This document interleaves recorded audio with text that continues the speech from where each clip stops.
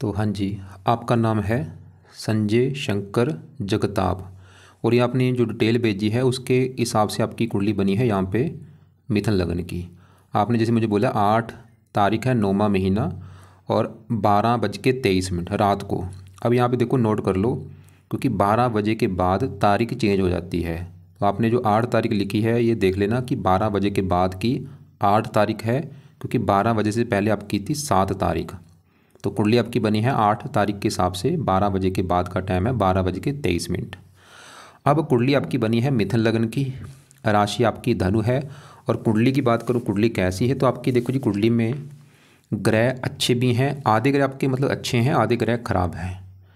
और पूरा विस्तार में आपको मैं समझाऊंगा। और आपने जो सवाल लिख के भेजा है कि आप घर पुराना बेचना है नया लेना है, उसमें दिक्कत आपको आ रही है, ये आपने एक सवाल लिख के भेजा है। सबसे पहले तो आप ये समझो कि ये जो कुंडली होती है इसमें होते हैं टोटल 12 घर। 12 घर पहले आप समझ लो। ये है आपकी कुंडली में पहला घर, ये है दूसरा घर, तीसरा घर, चौथा, पाँचवा, छठा घर, सातवां, ये है 8वां घर, 9वां, 10वां, 11वां और ये लास्ट वाला 12वां घर। अब ये जो 12 घर मैंने लिखे हैं, इन 12 घरों से आपके जीवन के बारे में कुछ ना कुछ पता किया जाएगा। जैसे कि इस पहले घर से हम पता करेंगे आपका जो शरीर है वो कैसा होगा, हेल्थ कैसी होगी, स्वभाव कैसा, आपका रंग रूप कैसा होगा, ये पहले घर को देख के डिसाइड होगा। दूसरा घर आपके है धन जोड़ने का, तीसरा घर है छोटे भाई बहनों का, चौथा घर आपकी है माता मकान वाहन का, पाँचवा घर आपके बच्चों का है, छठा घर शत्रु रोग कर्जे का है, सातवां घर है आपकी पत्नी का घर, आठवें घर से आपकी उम्र देखेंगे, नौवें घर से भाग्य देखेंगे आपका, 10वां घर कामकाज का है, 11वां घर लाभ आमदनी और 12वें घर से आपके खर्चे देखेंगे। तो आपने यहाँ पे भाई मेरी 2 बातें नोट करनी है। पहली बात, जो मैंने 12 घर लिखे हैं इनको याद कर लो। और दूसरी बात, इन 12 घरों से जो कुछ देखा जाएगा वो याद कर लो। और अब आप ये देखो कि आपने कुंडली में क्या कुछ देखना है, वो घर देखो। जैसे मान लो आपने देखना है अपने बच्चों के बारे में जानना है, तो बच्चों का घर कौन सा है, 5वां घर। 5वें घर से आपके बच्चे देखेंगे और 5वें घर में नंबर लिखा है 7। 7 है तुला राशि और तुला राशि का मालक होता है शुक्र। तो आपके बच्चों के लिए हमें शुक्र को देखना पड़ेगा। ऐसे ही अगर आपका हमने भाग्य देखना है कि आप कितने भाग्यशाली होंगे, तो 9वें घर से भाग्य देखा जाता है और 9वें घर में नंबर लिखा है 11। 11 है कुंभ राशि, मालक बना शनि। तो आपका भाग्य देखने के लिए हमें शनि को देखना पड़ेगा। तो आपको मेरा कहने का मतलब समझ आ चुका है कि जो कुछ देखना है वो घर देखना है और घर का मालक देखा जाएगा। अब आपको जिसमें ने भी क्या बोला था कि आपके ग्रह आधे अच्छे हैं आधे ग्रह खराब हैं। पहले आपके ग्रह खराब जो है वो मैं बात कर दूं, कौन से ग्रह खराब है वो समझो। आपका देखो जी, एक तो ये गुरु ग्रह खराब है जो कि नीच का बैठा है, राहु ग्रह खराब है नीच का बैठा है, केतु आपका खराब है नीच का बैठा है, शुक्र खराब है नीच का बैठा है।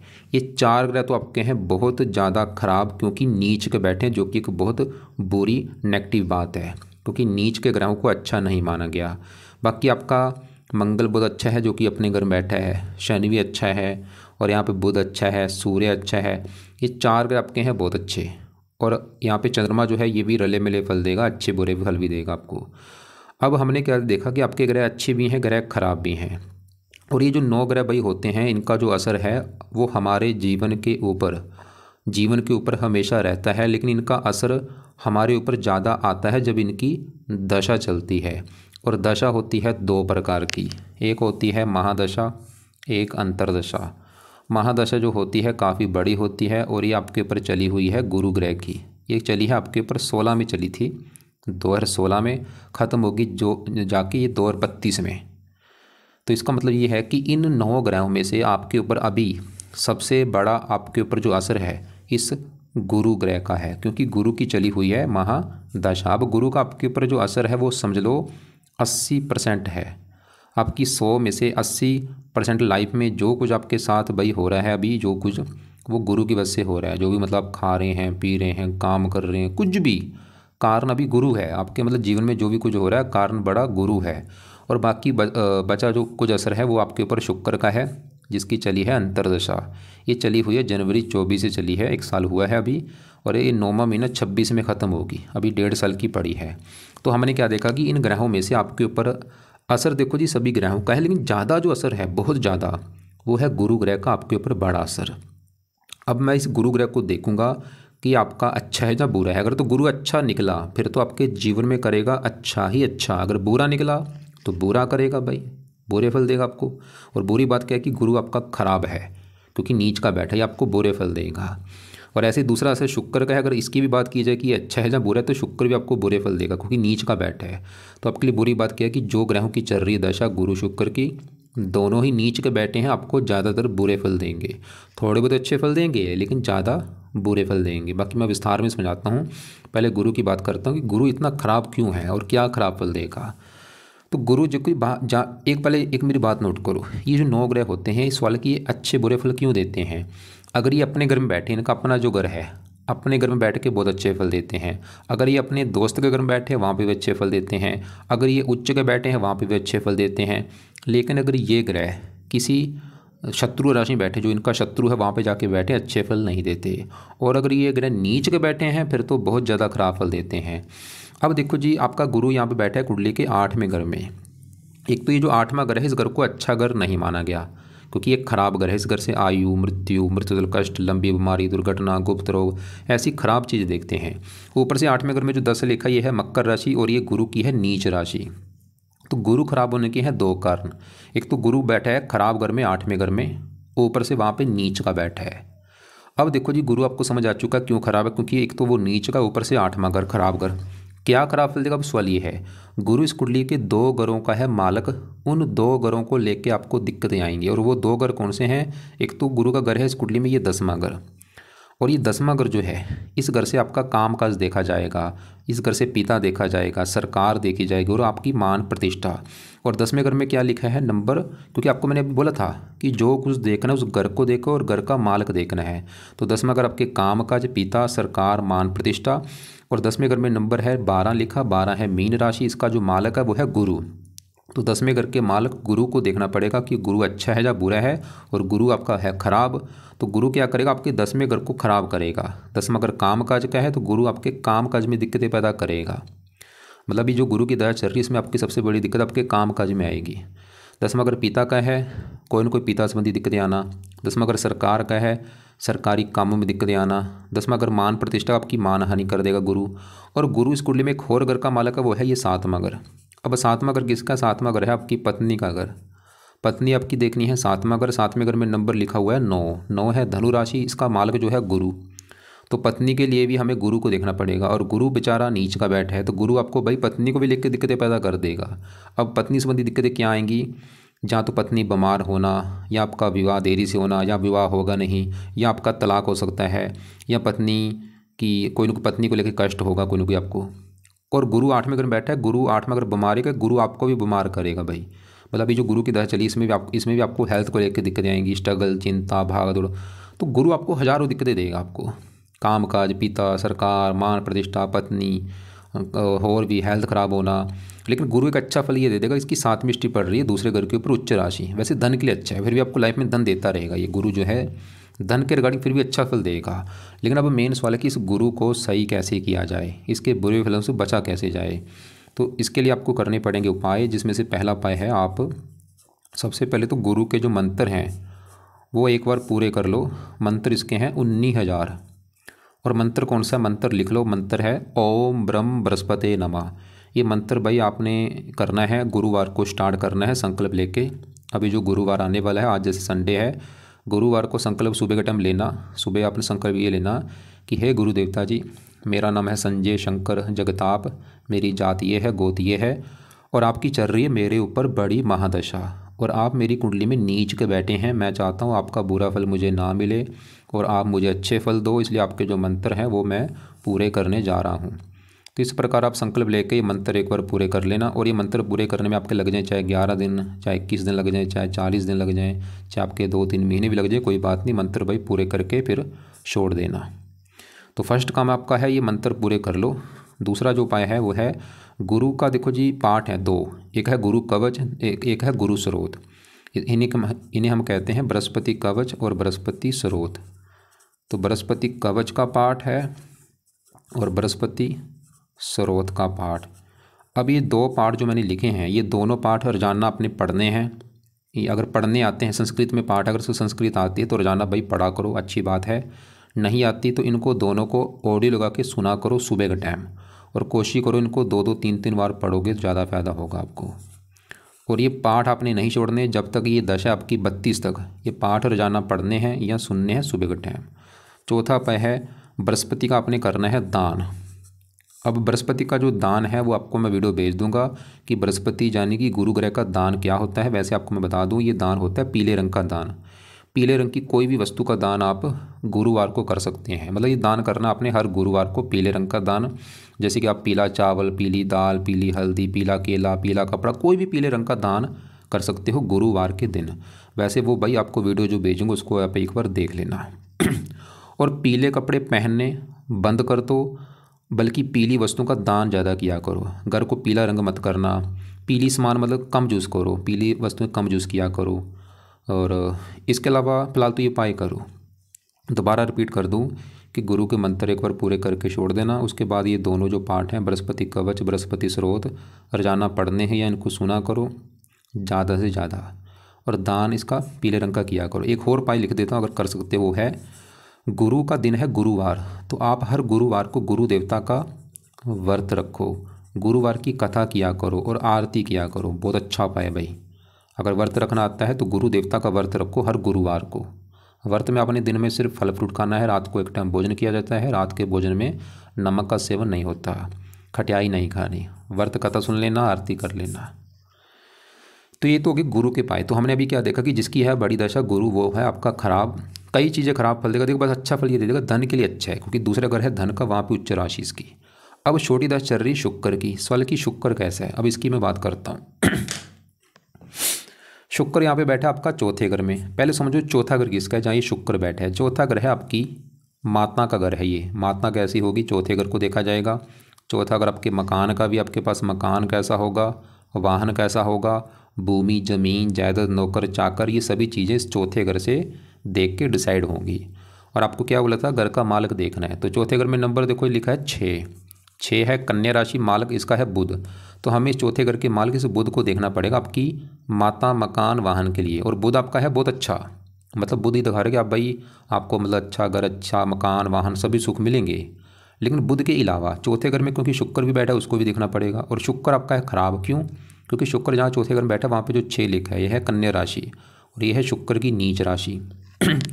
जैसे गुरु क्यों खराब था, नीच का बैठा है, ऐसे भाई शुक्र भी आपका खराब है क्योंकि नीच का बैठा है। अब क्या खराब फल देगा, जहाँ बैठा है नीच का उस घर की हानि कर देगा। कहाँ बैठा है, चौथे घर में नीच का बैठा है। चौथा घर है माता, मकान, वाहन। शुक्र ही दिखा रहा है कि आपको मकान को लेकर दिक्कतें आएंगी, जो आपने बोला भी अभी दिक्कतें आ भी रही हैं आपकी। और आप चाहे नोट कर भी लेना, जब से शुक्र की दशा आई आपकी 1 साल से दिक्कतें आ रही होंगी मकान को लेके। जैसे हमने बोला मकान नहीं बिक रहा तो शुक्र आपको मकान को लेकर दिक्कतें देगा। चौथा घर मकान का, वाहन का है, वाहन संबंधी भी दिक्कतें आपको आएंगी। चौथा घर है भूमि, जमीन, जायदाद, इनको लेकर दिक्कतें आना, नौकर चाकरों को लेकर दिक्कतें आना। और शुक्र का जो अपना घर है इस कुंडली में वो है ये 5वां घर। 5वें घर में 7 लिखा है, माल शुक्र है। 5वां घर संतान का है। शुक्र आपको संतान को भी लेकर दिक्कतें देगा भाई। संतान संबंधी दिक्कतें क्या आएंगी, जैसे कि संतान का बीमार होना या लड़कियां ज़्यादा होना। 5वां घर पढ़ाई का है, पढ़ाई में दिक्कत है। मतलब शुक्र को सही कर लिया तो आपको मकान, वाहन, भूमि, ज़मीन, जायदाद, इनका सुख अच्छा मिलेगा और इनको लेके कोई दिक्कतें नहीं आएंगी। संतान का सुख अच्छा मिलेगा। शुक्र वैसे भी पत्नी का कारक है, आपको पत्नी का भी सुख अच्छा, विवाह का सुख अच्छा मिलेगा। शुक्र का सही होना बहुत ज़रूरी है आपके लिए।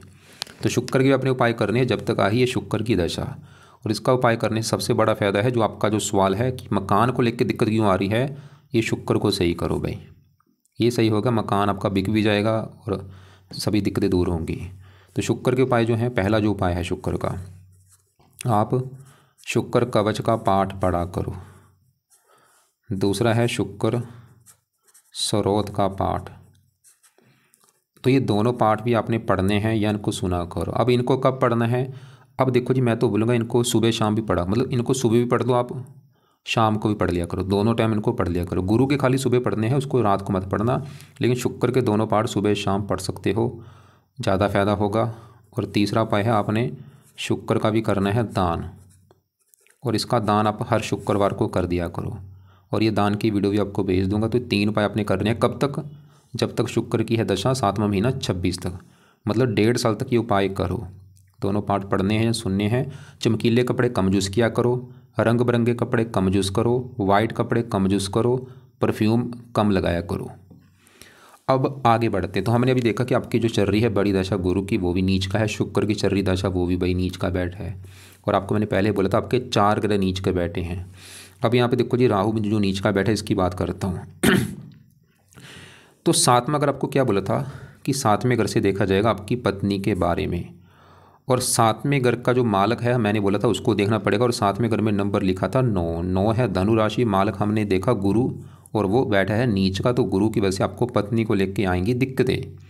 अब पत्नी के अलावा 7वें घर में देखो जी, चंद्रमा और राहु भी बैठे हैं आगे। तो पत्नी का सुख देखना है तो इन दोनों को भी देखना पड़ेगा। अब दोनों में पहले मैं राहु की बात करूँ तो राहु भी आपका कहाँ बैठा है? 7वें घर में, पत्नी घर में। वहाँ पे जो 9 लिखा है वो है राहु की नीच राशि। और बुरी बात क्या है कि आपका राहु भी बहुत ज़्यादा खराब है, क्योंकि नीच का बैठा है। तो राहु क्या खराब फल देगा? कहाँ बैठा? नीच का, पत्नी घर में। तो राहु भी आपको भाई पत्नी को लेकर दिक्कतें पैदा करेगा। अब ये पत्नी वाली दिक्कतें देखो जी, आपको जरूर आएंगी, ये पक्का मैं गारंटी से आपको लिख के दे सकता हूँ। उसके 3 कारण हो चुके हैं पत्नी वाली दिक्कतें आने के, क्योंकि पत्नी के घर का मालक गुरु वो नीच का है, पत्नी घर में राहु नीच का बैठा है, पत्नी का कारक शुक्र वो नीच का बैठा है। अब पत्नी वाली दिक्कतें मुझे कन्फर्म नहीं कि आनी क्या है, लेकिन आनी जरूर है और आएंगी बड़े लेवल पे।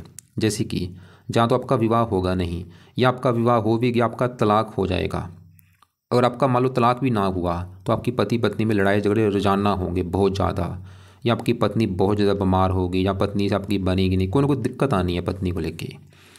और इसके अलावा राहु पत्नी को भी लिख के दिक्कतें देगा। और साथ में अगर दिल्ली की इनकम का भी है, आपको दिल्ली की इनकम को भी लिख के दिक्कतें आएंगी। साथ में अगर साझेदारी के कामों का है, अगर आप पार्टनरशिप में काम करेंगे बहुत ज़्यादा नुकसान होगा। और यहाँ पे एक और बात है कि राहु की भी जब दशा आपकी चलेगी वो समय भी आपका ख़राब होगा। अब राहु की दशा आपको मैं दिखा देता हूँ कब चलेगी। ये है आपकी कुंडली का चार्ट, ये अभी आपकी आई कुंडली, और ये है दशा वाला चार्ट। अभी देखो दशा किसकी है? आपकी बृहस्पति की, जो मैंने भी लिखी है। गुरु मतलब बृहस्पति, देखो ये बृहस्पति और गुरु एक ही है, इसका नाम दूसरा है, गुरु है। तो अभी मतलब आपकी गुरु की दशा चल रही 16 में चली है, 32 में ख़त्म होगी, जो कि यहाँ पे मैंने लिख रखी है कि 16 में चली है, 32 में ख़त्म होगी। तो बड़ी दशा आपकी चल रही है बृहस्पति की, छोटी दशा किसकी है? शुक्र की। एक तीसरी दशा होती है, तीसरी दशा आपकी चल रही है राहु ग्रह की। यहाँ पे देखो ये राहु की दशा कब चली है? 21 तारीख को चली है, 12वां महीना 24 में चली है आपकी। पिछला मतलब पिछले महीने में चली थी, 12वें महीने में। और एक ख़त्म आपकी 5 महीना 25 में ख़त्म होगी। मतलब आपका देखो जी, तीसरी दशा जो राहु की चल रही है वो भी भाई नीच का बैठा, मतलब आपका बुरी तरह से बुरा समय चल रहा है। गुरु की बड़ी दशा वो भी नीच का है, शुक्र की दशा वो भी नीच का है, और तीसरी दशा राहु की वो भी नीच का है। और राहु तो इन दोनों से कई गुना ज़्यादा खराब है। मतलब ऐसे तो आपके बृहस्पति शुक्र भी खराब हैं, लेकिन इनसे भी अगर 50 गुना ज़्यादा खराब है ये राहु। और आप चाहे नोट कर भी लेना कि पिछले 1 महीने से तो आपको बहुत सारी दिक्कतें आ रही होंगी।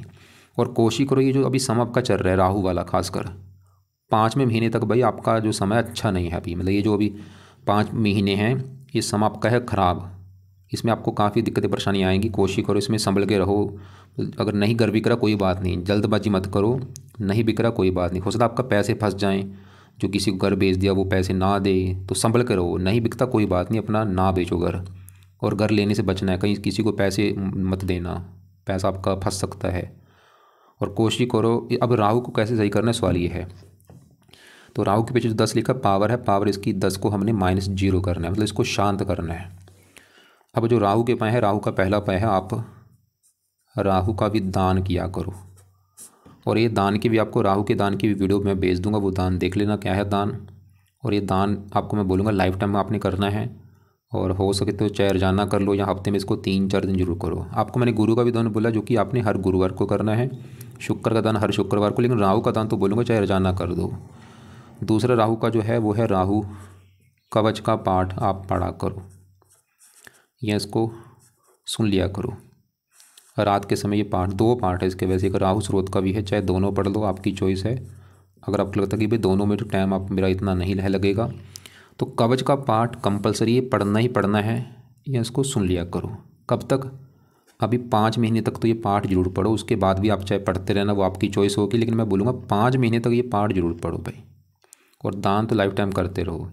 और अगर आपको लगता है कि मैं दोनों पाठ पढ़ सकता हूँ, कवच भी पढ़ सकता हूँ, स्रोत भी, फिर तो बहुत अच्छी बात होगी। और ये पढ़ने कब हैं? रात के समय या शाम के समय, सुबह मत पढ़ना, रात को या शाम को पढ़ा करो। अब देखो जी, आपके हम दूसरे ग्रहों की भी एक और बात कर लेते हैं। जैसे कि आपके ये जो 11वां ग्रह है, इस घर से लाभ देखा जाता है, जो कामों में लाभ होगा या नहीं, आमदनी, बड़े भाई बहन, इच्छा पूर्ति। और 11वें घर में एक लिखा है मालक, क्योंकि मालक देखना होता है हमने, तो 11वें घर में एक लिखा है मालक, इसका मंगल देखना पड़ेगा कि मंगल कहाँ बैठा है, और मंगल इसी घर में बैठा है। तो मंगल क्यों अच्छा है? क्योंकि ये इसी अपने घर में ही बैठा है, अपने घर का अच्छा कर देगा। तो 11वां घर लाभ का, मंगल फिर भी आपको लाभ देगा, आमदनी देगा, इच्छाएँ पूरी कर देगा, अगर कोई बड़ा भाई होगा उसके लिए अच्छा है। और मंगल, इसके अलावा आप देखो जी, यहाँ पे तीसरे घर में बुध, सूर्य की मैं बात करता हूँ। तीसरा घर होता है छोटे भाई बहन, पराक्रम, उद्यम। तीसरे घर में 5 लिखा है माल, इसका भी सूर्य है, और सूर्य इसी घर में बैठा है। आपका सूर्य भी अच्छा है क्योंकि अपने घर में बैठा है। मंगल जैसे अच्छा था अपने घर में बैठा है, ऐसे सूर्य भी अच्छा है। तो सूर्य आपको मेहनती बनाएगा, साहसी, उद्यमी, पराक्रमी। और ऐसे यहाँ पे बुध बैठा है, और बुध सूर्य का दोस्त है, दोनों आपस में दोस्त है। और ये बुध सूर्य घर में बैठा है दोस्त के घर में। और आपको मैंने पहले बोला था, ये ग्रह, ये जो ग्रह हैं अगर अपने घर में बैठे हैं या दोस्त के घर में, फिर अच्छे फल देते हैं। और बुध इस कुंडली में मालक है इस चौथे घर का, जहाँ पे 6 लिखा है, कन्या राशि, मालक बुध। चौथा घर है मकान वाहन का। बुध ये दिखा रहा है कि आपको फिर भी आपको लाइफ में मकान वाहन ये सुख मिलेंगे, बुध ये दिखा रहा है। और बुध इस पहले घर के मालक है, जहाँ पे 3 लिखा है, मिथुन राशि, मालक बुध। पहला घर आपका शरीर, सेहत, स्वभाव। बुध आपके भाई शरीर के लिए अच्छा है, सेहत अच्छी, स्वभाव अच्छा, मतलब सूर्य बुध अच्छे हैं। और पहले घर में शनि केतु की अगर बात करूँ, शनि भी यहाँ पे अच्छा है। शनि पहले घर में बैठा है बुध के घर में, और बुध को अपना मानता है दोस्त। और शनि इस कुंडली में भाग्य, मतलब ये जो 9वां घर है, इस घर से आपका भाग्य देखा जाएगा। भाग्य मतलब आपका भाग्य कैसा होगा? 9वां घर। 9वें घर में नंबर 11 लिखा है, मालक शनि। तो भाग्य से कौन बना? शनि। और वो बैठा है पहले घर में, एक तो घर अच्छा है, ऊपर से बुध की राशि। तो शनि आपका मतलब भाग्य से है, तो शनि आपको फिर भी भाग्यशाली बनाएगा, मतलब भाग्यवंशी लाइफ में सभी सुख मिलेंगे। और शनि 8वें घर का भी मालक है, 8वां घर आयु का, ये उम्र के लिए भी अच्छा है। साथ में जो केतु बैठा है ये आपका खराब है, क्योंकि ये भी नीच का बैठा है यहाँ पे, जो मिथुन राशि है।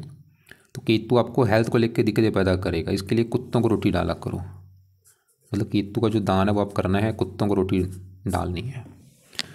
तो आपकी हमने क्या देखा 4 ग्रह खराब है, जिसमें से गुरु खराब है, नीच का है। गुरु की वजह से आपको पत्नी को लेकर दिक्कतें, कामकाज में दिक्कतें। राहु नीच का पत्नी घर में बैठा, पत्नी वाली दिक्कतें देगा।